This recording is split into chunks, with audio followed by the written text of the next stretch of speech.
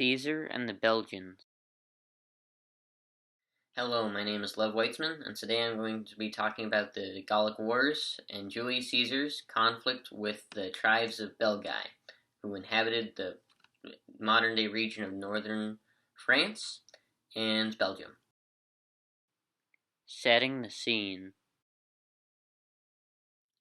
To talk about the Gallic Wars, there's only one source, or one thing that needs to be talked about, and that is the commentary Dibella Golico, which was a history book written by Gaius Julius Caesar, the same man who was in Gaul and started the Gallic Wars. And he wrote this commentary on everyday life in the camps and the battles that he fought in.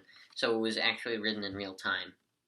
And to even get a starting grasp on the conflicts that started and lit the spark of the Gallic Wars, you need to listen very carefully and have it ingrained in your memory, the starting words of Dibella Golico, which was Caesar's book. Here they are. All of Gaul is divided into 3 parts. Very simple, very memorable, but it sets the stage for one of the deadliest wars in ancient history. And why it's so important is because it shows that Julius Caesar and the Gallic Wars didn't see it as a war against the ethnic group, the Gauls or the Celts. He saw it as a geographical area where he wanted to conquer. And those 3 parts were subsisted off the ethnic groups that lived there. In the south, there were the Aquitanians, and that region was called Aquitania. In central Gaul, there were the Gauls, who were also known as the Celts, and in the north were the Belgians, or the Belgae. And I've talked a little bit about the conflict in central Gaul with the Celts, and today I'm going to talk about the conflict with Belgians, but I'm just going to talk about the difference in the ethnicities a little bit, because that's kind of important to understand when you're talking about the Gallic Wars. Alright, to start off, the Aquitanians were nothing like the Celts, and they were nothing like the Belgians. The Aquitanians had a unique culture, language, lineage, food, warfare style. They had unique everything. In fact, cultural anthropologists and historians cite the Basque people as the only relatives that the Aquitanians had. And the Basque are alone in their ethnicity. They don't have any relatives. And they're an anomaly in the anthropological world.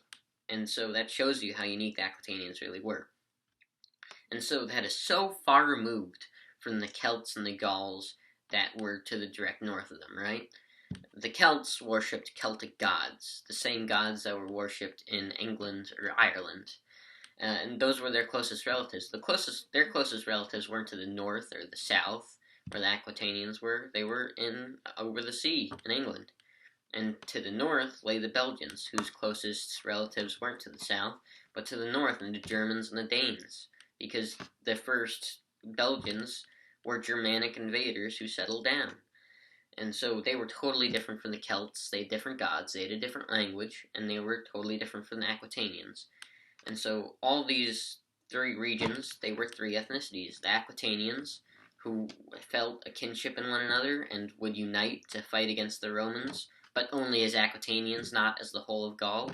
And then there were the Celts, who would unite and fight as Celts against the Romans. And then there were the Belgians, who would unite as Belgians and fight against the Romans. But none would come together as a whole until Gaul was under Roman occupation. Totally. So, after Julius Caesar dealt with the ethnic group the Gauls, he moved north to the Belgians.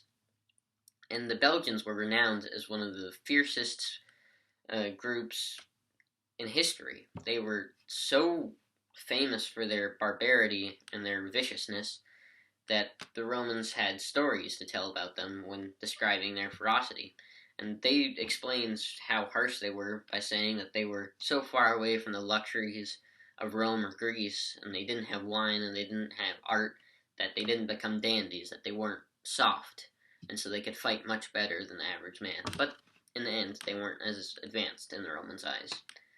And so the Belgians were seen as the ultimate barbarians, totally different from Romans or even Rome's Gallic allies, just enemies in a single word. And ultimately, Rome felt like they needed to subjugate the Belgians, and Julius Caesar felt that most of all. And so he invaded. The battle.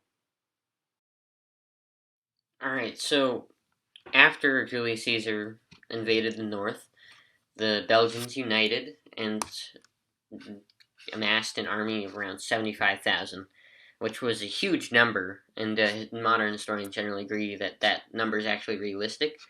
And they gathered these 75,000 troops and placed themselves in a marsh at the beginning of their territory. And the Romans, when they realized that the Belgians were encamped in this marsh, they came to a hill over a river and encamped there. And so they could look across the river and see the Belgians in the marsh preparing everything. And they saw that the Belgians, in Julius Caesar's words, were making hedgerows that were so thick and densely packed with brambles that they were impossible to see through, let alone break through.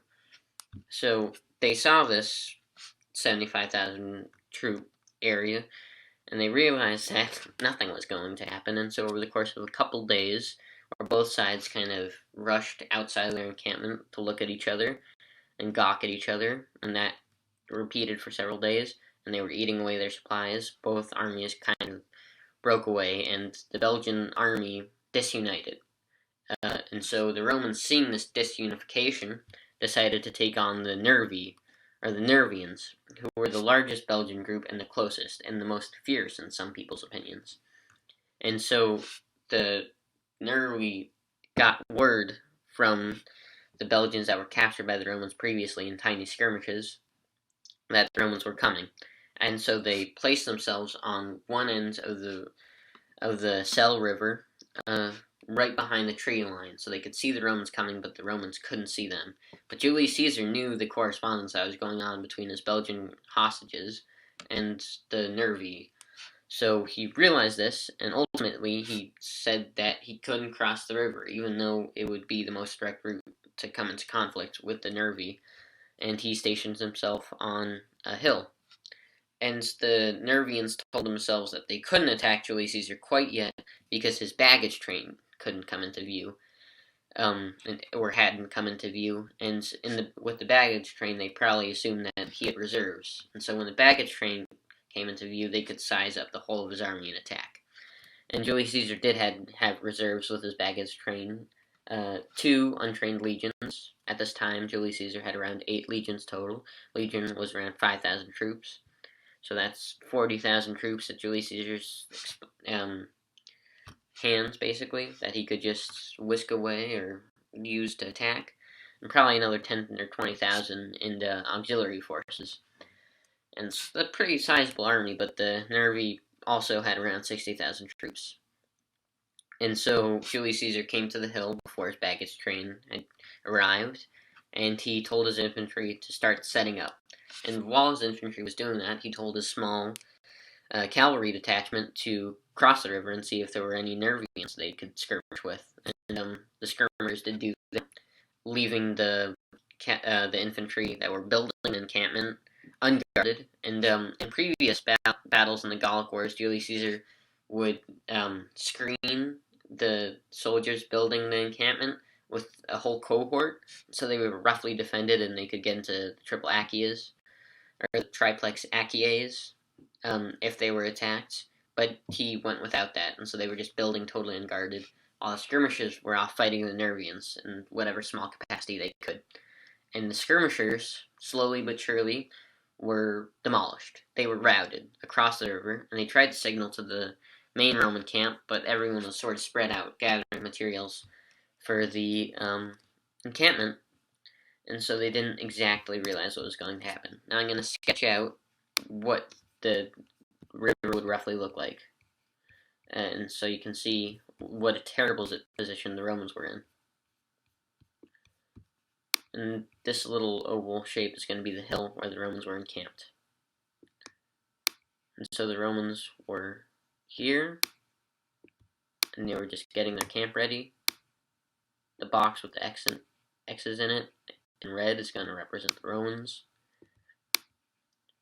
And so they were just getting ready. They had a huge force, and their baggage train was sort of lagging behind with 2 legions in front of it, guarding it. But they were untrained legions, so they couldn't do much, even if they were attacked. And so the Nervians were just watching all this happen, and they had routed the skirmishers, so the Romans had no idea what was coming. And the Nervians, as I said before, had told themselves that when the baggage train came into view, that they would attack the Romans. And the Romans still didn't really know what was behind the tree line, which was on the other side of the river, and they didn't know how many Nervians were there. And so when the baggage train came into view, all of a sudden, thousands and thousands of Nervians came into view and crossed the river. And they knew the land so well that they came upon the Romans before Julius Caesar could sound the trumpets and tell all the Roman soldiers who were off gathering materials where to go. And so there were basically two flanks in the center, and the two flanks were wholly separated. They didn't have any line of communication open. On the left flank was the Lieutenant Titus Labienus, who was Caesar's right-hand man. And at the head of the cavalry detachment was Julius Caesar himself. On the right flank were some legates, who were commanders of the legions, and centurions. But as the Nervians came upon them, the Nervians were so quick with their assault that the right flank was quickly overwhelmed. And according to Caesar, they didn't even have time to take the leather covers off of their shields or put on their helmets. So you can imagine how terrifying that is if you're just seeing this massive barbarian force coming at you and you don't even have your helmet on, right? And so they basically folded, right? They collapsed slowly. And so while that was happening, the left flank realized that on the Gallic assault, that while the assault that was happening on the right flank was very strong, on the left flank, they were totally stretched thin. They didn't have any troops. And so the left flank, under the command of Titus Labienus, demolished and routed the Gallic force over here. And they chased them across the riverside, and one legion just went and massacred that portion of the Gauls, or the Belgians, I should say. But Titus Labienus's legion, he saw that the right flank was in trouble and about to collapse, and he came to the riverbed and decided to watch. And around the same time, Julius Caesar, with his cavalry, rode in, got off his horse on the right flank, grabbed a shield and a sword, and he went to the front line. In ancient warfare, generally, in Republican warfare, I should say, the general would hang back on the second or third line, where he could see all the action and rally his troops at the front line, and he was still in range of arrows and projectiles, but he wasn't at risk of getting, speared or stabbed. But Julius Caesar threw caution to the winds, and like Pompey or Alexander the Great, he went to the front line, the most dangerous area in the whole battlefield. And he rallied his troops and sort of caused chaos while Titus Labienus' legion was hitting them in the back. So at that point, the Gallic force on that side pretty much collapsed. They still had a lot of pressure on the right flank, but a huge detachment of themselves decided they wanted to attack the baggage train instead of staying on the sinking ship. That was the main Gallic force. And so these two untrained legions that were guarding the baggage train were completely caught off guard, right? And so they grabbed their swords and they were fighting the Gauls, but the Gauls were so much more trained and so much more fierce than them that they were getting demolished. And not most of them were killed immediately. They were mostly just injured and lying on the floor.